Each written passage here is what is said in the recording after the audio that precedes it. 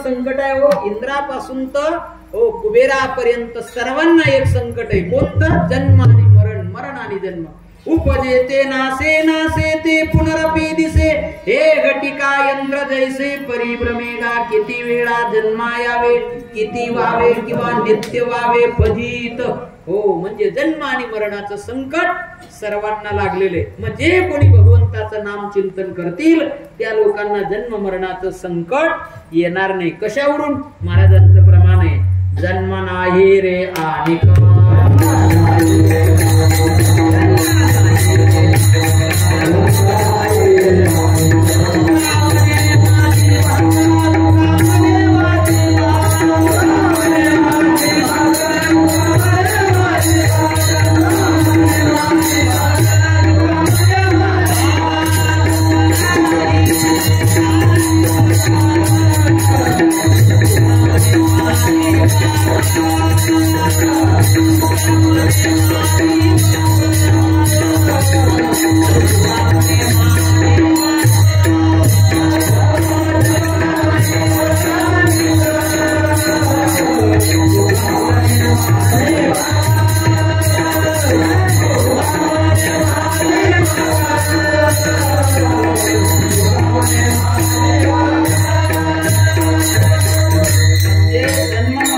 संकट हरिभक्तांवर येत नाही. कारण हो, जर कधी एकदा बीज बाजूनी केली नाही, हो पुन्हा जन्म मरण नाही. आकाराशी कैसा डाव, देह प्रत्यक्ष झाला देव.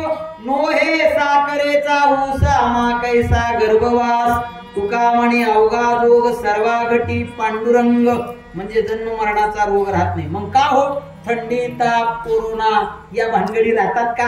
अजिबात राहत नाही. तुम्हाला एक सत्य घटना सांगतो. आमच्या तालुक्यामध्ये एक जुने कीर्तनकार आहेत, रामदास बाबा वरसाडेकर आणि शंकर महाराज चिमठाणेकर. हे एकाच काळातले कीर्तनकार आहेत. शंकर बाबा चिमठाणेकर पंढरपूरच्या वारीला गेले आणि गेल्यानंतर काय झालं, त्या वारीमध्ये काय असेल त्या काय खाण्यापिण्यामध्ये आलं, त्यांना टायफॉइड झाला. डॉक्टरांकडे गेले, डॉक्टरांनी इंजेक्शन दिलं, औषधं दिली, बाबांना सक्त ताकी दिली. पहा, चंद्रभागेत स्नानाला जायचं नाही, थंड पाण्याने हातपाय तोंड धुवायचं नाही सांगितलं.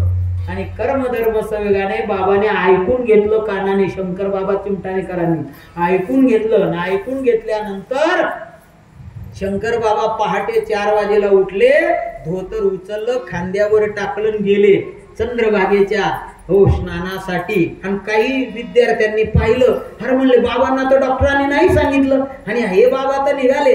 सांगितलं त्यावेळेला, बाबा थांबा थांबा थांबा, आंघोळ करू नका, डॉक्टरांनी तुम्हाला सांगितलं नाही तर मरसाल तुम्ही.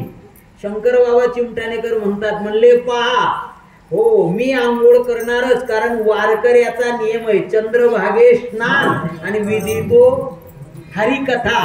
म्हणजे तिथे देवाचं दर्शन नाही घेतलं तरी चालेल, चंद्रभागे स्नान करायचं, कथा कीर्तन ऐकायचं किंवा कथा कीर्तन करायचं. पण पंढरपूरला गेल्यावर काय करतात लोक, धुडकोजी बाबा पोरेकर नेहमी म्हणायचे, लोके पंढरपूर जातच म्हणे, पण काय करतं, बायावरती भांगड्या आणि माणसेले तो घोंगड्या. काय त्या पंढरपुराचा उपयोग झाला का हो? काही उपयोग झाला नाही हो. फक्त परमार्थिकच वस्तू घेतल्या पाहिजे. कर्म धर्म संयोग. आणि त्यांनी ऐकलं नाही, स्नान केलं. जर देवाची इच्छा असेल तर मला आत्ता मारेल आणि अजून मी 50 वर्ष जगलो तर काय करणार आहे. वार्धक्यापर्यंत ते जगले. याचा अर्थ आंघोळ केल्याबरोबर त्यांचा टायफॉइड गायब झाला बरं का. रामचंद्र महाराज नागपूरकरांना महारोग झालेला होता. राष्ट्रसंत तुकडोजी महाराजांना घशाचा कॅन्सर होता हो. किती संत महात्म्यांचं सांगावं, पण ईश्वरावर एवढी निष्ठा त्यांची की त्या निष्ठेपासून ते कधी डळमळीत झाले नाही. आणि म्हणून भगवंताचं नाम कंठात धारण केलं तर तयाच्या चिंतने निर्सेल संकट तराल दुर्गट भवसिंधू. या भवसिंधू मध्ये अनेक लोक गटांगड्या खाऊन हो गेले. त्या गटांगड्या तुम्हाला खाऊ घालाव्या लागणार नाही. महाराज आम्हाला परमार्थ करायची इच्छा निर्माण झाली, पण आम्ही परमार्थाला लायक आहोत का? अभंगाच्या 3ऱ्या चरणात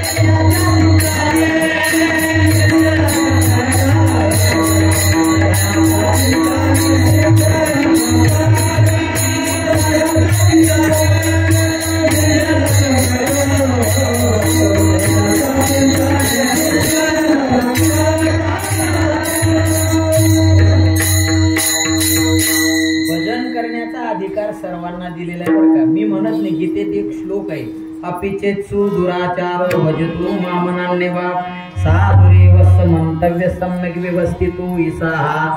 आणि त्याचं भाषांतर आहे. पाटे काकडा भजनात म्हणतात. इकडे आपल्याकडे म्हणत नाही, पण तिकडे पश्चिम महाराष्ट्रात जरूर म्हणतात. तो अभंग म्हटला पाहिजे. कोणता अभंग आहे?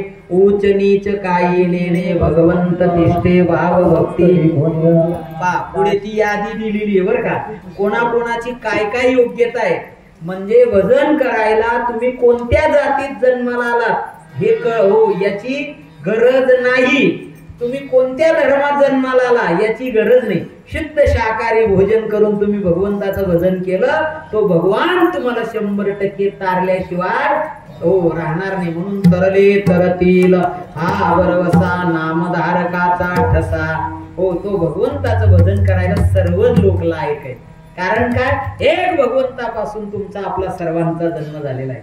म्हणजे मग आपण भगवंताची लेकरं आहेत ना. मग भगवंताची लेकरं जर भगवान शुद्ध आहेत तर आम्ही काय शुद्ध नाही. म्हणून जन्मोनिया पुढी वाचे स्मरे किंवा स्मरा राम. रामाला फार मोठं महत्व आहे. कारण राम हे मर्यादा पुरुषोत्तम आहे. आणि जे माणसं मर्यादेत राहतात त्या माणसांना जीवनामध्ये कधीही फजिती व्हावी लागत नाही. कारण प्रभू रामचंद्र मर्यादा सांभाळली कोणाची? हो वडिलांची. आणि आई वडिलांच्या योग्यतेचं वर्णन केलेलं आहे. हो माया बाप केवळ काशी, माया बाप केवळ काशी, माया बाप केवळ काशी, माया बाप केवळ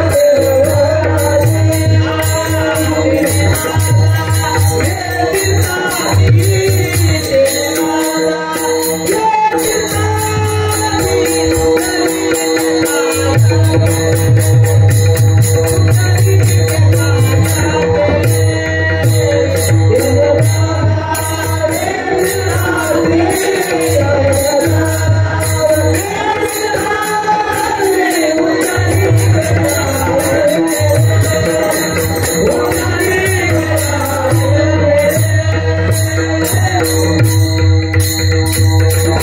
भगवंताची 4 रूप आहेत, त्यापैकी 2 रूप आपल्याला माहिती आहेत. एक आहे व्यक्त रूप आणि एक आहे अव्यक्त रूप. अव्यक्त रूपाने तो सर्व ठिकाणी व्यापलेला आहे. जितने कंकर उतने शंकर कनकन मे भगवान तैसा हृदया माझे मी रामो असता सर्व सुखाचा रामो का भ्रांताची कामो विषयावरी जिदर देखे उदर साई नमाज का पडना बाई जिदर देखे उदर साई याला अव्यक्त रूप म्हणतात. हो, आणि मग व्यक्त रूप तो परमात्मा व्यक्त रूपाने प्रत्येकाच्या घरी गेला. मग कोणत्या रूपात गेला हो? तो परमात्मा आई बापाच्या रूपाने हो हो व्यक्त रूपाने तो गेला. म्हणजे बाप कोण आहे? माय जगन्नाथ, बाप जगन्नाथ, अनाथाचा नाथ जनार्दन. म्हणजे मायबाप हे व्यक्त स्वरूपातला परमात्मा स्वरूप आहे. पण बराच पोरे म्हणे टाकतात आमना दल्लाले डोकाना पत्ताच नाही आहे का नाही? हे बोलणं बरोबर आहे का? हो, आमनी दल्ली का नाही डोकंच काही राहत नाही. हो, मायबाप हे ईश्वराची रूप आहेत. हे संतांनी मान्य केलं. म्हणून हो जन्मोनिया पुढी वाचे स्मरा किंवा स्मरे राम दर्याची नेम अहर्निशी अखंड भजन पाहिजे. कारण काय? मृत्यू देवता कधी आपल्यावर प्रसन्न होईल गॅरंटी नाही. मग भजन करता करता जर देह ठेवला परिणाम काय होईल? हो, आपल्यापैकी जर कोणी भाग्यवंतांचे नातलग आमच्या गावाजवळ सुराय नावाचं गाव आहे. हो, या सुराय गावाला साहजिकच हो एक बाबा होऊन गेले. ते माझ्या वडिलांचे खूप मित्र होते. झिपा बाबा म्हणायचे त्यांना. साधू संतांवर खूप निष्ठा त्यांची. आयुष्यभर त्यांनी